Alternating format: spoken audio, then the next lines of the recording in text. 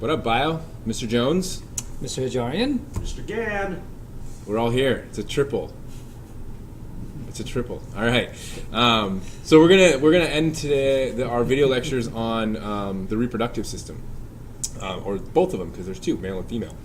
So when you think about the reproductive systems together, they function together to produce offspring, and offspring are obviously the creation of a new individual, and the male and the female reproductive system work together to form that new individual.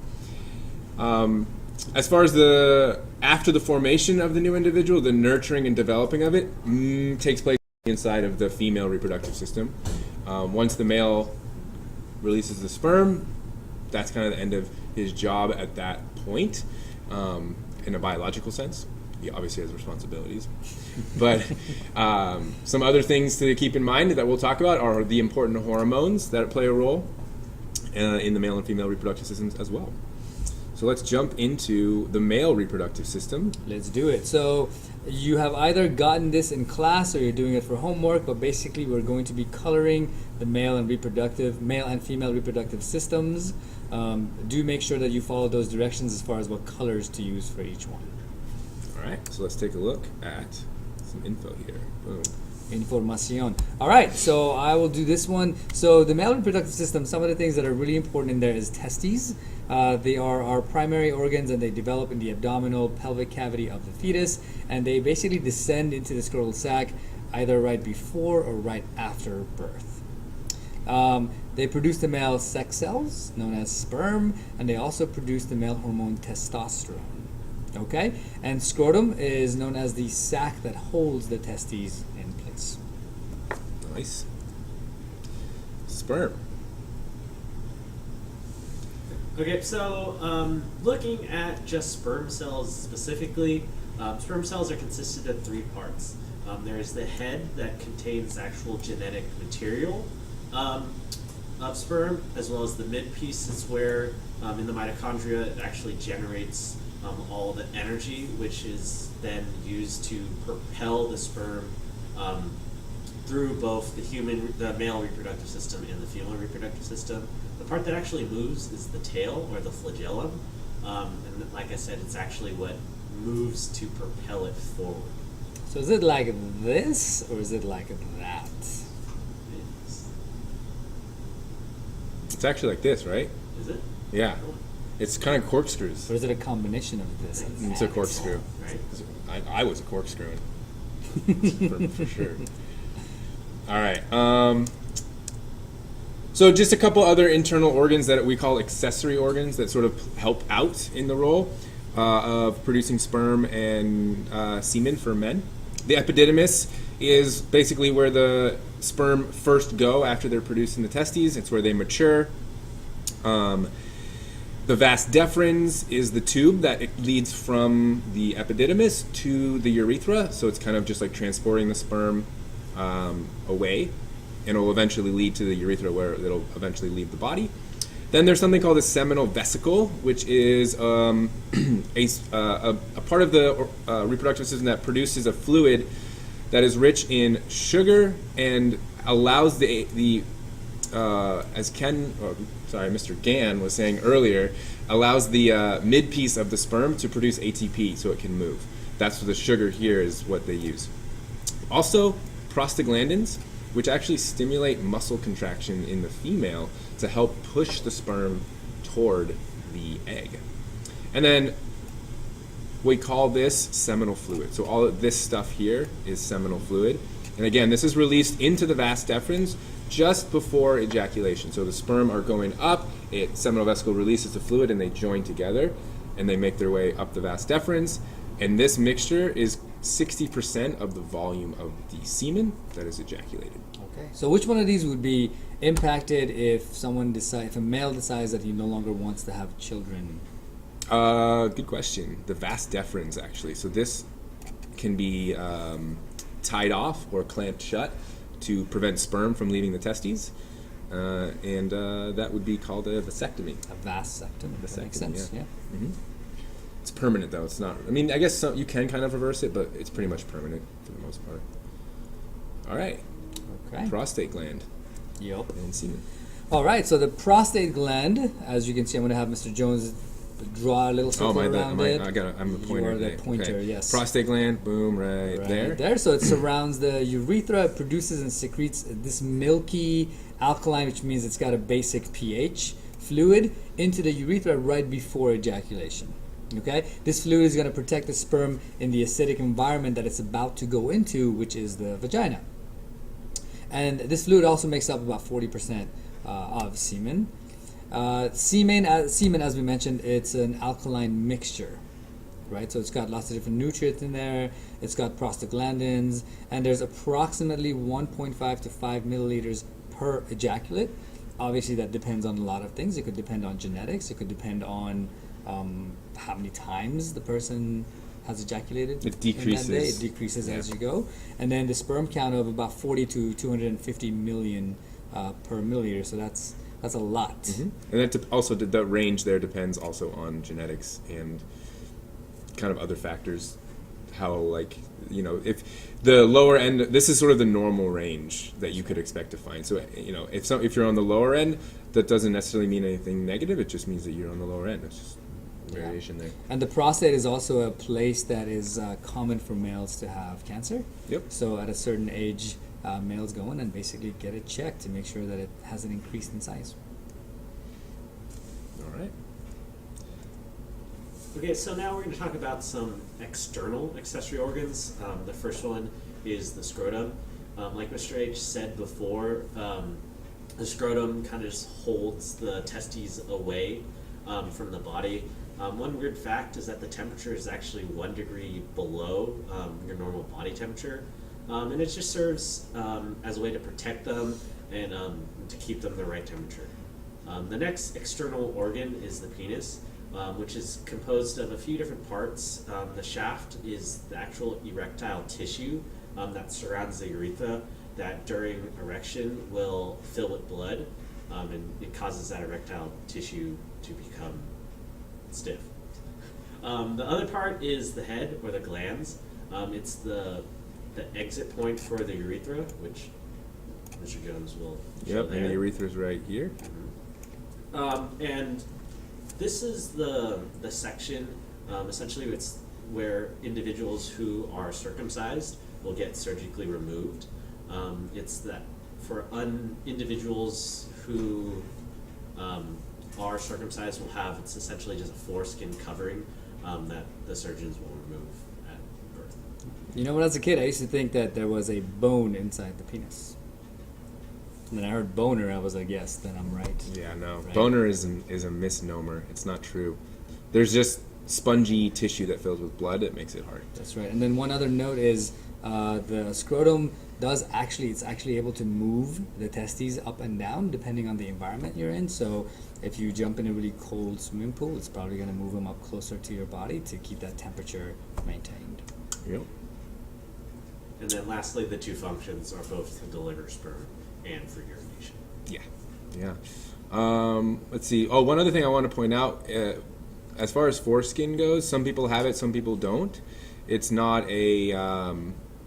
there's no real, like, health benefits that we know of related to that. They used to think it was more hygienic to get circumcised, Yeah. to not have it, but we know that's not true. Yeah. Now it's more of a cultural or religious issue. And I think it's becoming less and less common in general than it was before. But yeah, it's mainly looks, Yeah. aesthetics of the That's penis. All right. So to finish up with the male reproductive system, we already kind of talked about an erection, which is essentially the stimulation of the erectile tissue that allows it to fill with blood and get erect. So this allows sex to actually happen. You cannot have sex without an erect penis. Then you have an orgasm. This is the point at which there's enough stimulation of the penis in a male reproductive system that causes the sperm cells to be propelled out of the testes into the urethra, combine with the secretions from the other accessory organs like the prostate and the seminal vesicles that all come together to form semen, which is then ejaculated out of the penis. And ejaculation is when the semen is released. And soon after ejaculation, depending on the person, like maybe 5 minutes or so, At most, usually, the erectile tissue will release the blood will flow away from the tissue, and the penis will become soft, or what's sometimes called flaccid. And oftentimes the penis cannot become erect again for a little while there's sort of like almost like a cool down period in between. So That's right. all right. I believe there's one more. Yeah, so just quickly mention about the hormones from male Sure, side. yeah. So testosterone is basically the male hormone that we're going to talk about. So testosterone is what gives males their secondary sex characteristics, such as a deepened voice, muscle development, and facial and body hair. And it's also maturation of male reproductive organs. Yep. Yeah. All right. Moving on. KG, you want to start us off? Okay, so Mr. yeah, G? so here we have a diagram of the female reproductive system. This is a slightly different view from the diagram that you're going to be coloring for homework or in class. One thing that's not shown or labeled on this diagram is the urethra, which stays separate in a female. The urethra is right here, Yeah. actually. Yeah, so that's one thing that's not labeled. Unlike in a male where the vas deferens and the urethra will come together and will both exit the penis, in this case, in a female, the urethra stays separate from the vaginal canal the entire time. Yep. All right. So in the female reproductive system, male had 2 testes, females have 2 ovaries. And the ovaries basically produce the eggs and release the eggs. The eggs are created, actually the eggs are created when the woman is a fetus. All of her eggs is about 200 or so, which is much different than men who create millions of sperm every day. And then once she reaches puberty, every month 1 egg is released from the ovary. And sometimes, we use the word egg, but sometimes ova or ovum is used. It's a more biological or scientific term for that. The ovaries also produce estrogen and progesterone, which are the 2 female hormones, female sex hormones. And the ovaries are located in the pelvic cavity, unlike the testes, which are outside of the body in the scrotum. That's right. And the picture that you're looking Nope. at right that. there, notice how one's bigger? Oh yeah, so I'm trying to show you that diagram. one of them basically is cancerous. Yeah, so That's it's gross. possible for females to get ovarian cancer. Yeah, Yeah, that's right. and this would probably need to be removed Yeah. from the body. And Could she still have babies? yeah, if they have a normal ovary that is still producing eggs, it's possible. Sounds good. All right. All right. So, some more things that I'm sure you've seen. So, fallopian tubes, also known as the oviduct. Basically, it's the expanded end of the fallopian tube near the ovary. So, its function is to catch the ovum or the egg. So, I'm going to have Mr. Jones sort of draw Yeah. a little. So, let's show the egg. So if there's an being egg released. produced here, it might be released, and then the ovary releases it into the fallopian tube. And notice the wide end of the fallopian tube That's right. catches the egg when it's released out and That's then right. travels down. And it's lined with a mucous membrane and with cilia, those little hair-like structures, and it propels the ovum towards the uterus. So let's show them real quick what direction it would take. So it goes this way towards the uterus here. There we go. And then, Mr. Jones, where would the ovum or the ova meet the sperm? Usually, anywhere along the fallopian tube is where the sperm. So the sperm is coming up this way, right from down here in the vagina. It makes its way up, and they usually meet in the fallopian tube, and then once the egg is fertilized, it kind of goes down into the uterus. That's right. And you can talk a That's little about right. the And uterus. speaking of uterus, it is a hollow and muscular organ. You probably remember seeing it in the pigs that we had, and it basically receives the embryo, and that's where the embryo develops. Yeah. So when an egg is not fertilized, what'll happen is the lining of the uterus will shed, and the egg and all that lining will be released out of the vagina this way, which is a period. Yep. And about how often does that happen? Once a month. And of course, if the egg is fertilized, that's not going to happen. A baby will begin, or a fetus will begin to develop there, and eventually, a baby will be born. Okay. All right. Mr. G. Mr. Gann. Okay, so we talked a little about this before, but we're talking. So this is the internal accessory organ of a female, the vagina. It's essentially just a tubular muscular organ or passageway that will extend from the uterus to the outside of a female's body. Since it's muscular, it can expand for a couple of reasons. One is to receive an erect penis, and the other is for a passage for an offspring or a baby or uterine secretions. One of the things is that the vagina is internal, so what you actually see on the outside is not the vagina, but actually the vulva. So there's two different classifications there. That's right. And one of the more common questions that we get in sex ed is, what if there's a penis that's too large for a vagina? And we usually tell students that that's not really going to happen, because you got to remember the baby comes out of the vagina. So the vagina can actually expand, so there's no penis that's going to be too large for the vagina. All right. So the external genitalia of a female. You've got, so collectively we call this the vulva. So all of these things together here are called the vulva. But if you break it down a little bit, you have the labia majora, which is essentially the outer folds of skin that you can see in this diagram here and here. That's the labia majora, sort of more of a protective tissue. The minora, the labia minora, is the folds of skin on the inside, more closer to the actual opening of the vagina. And these are very vascular. They have a lot of blood vessels. They're more sensitive. And this is also where secretions occur that allow for lubrication, which basically occurs during sexual arousal and helps ease decrease the friction during sex and make it a little more enjoyable, less painful, and easier.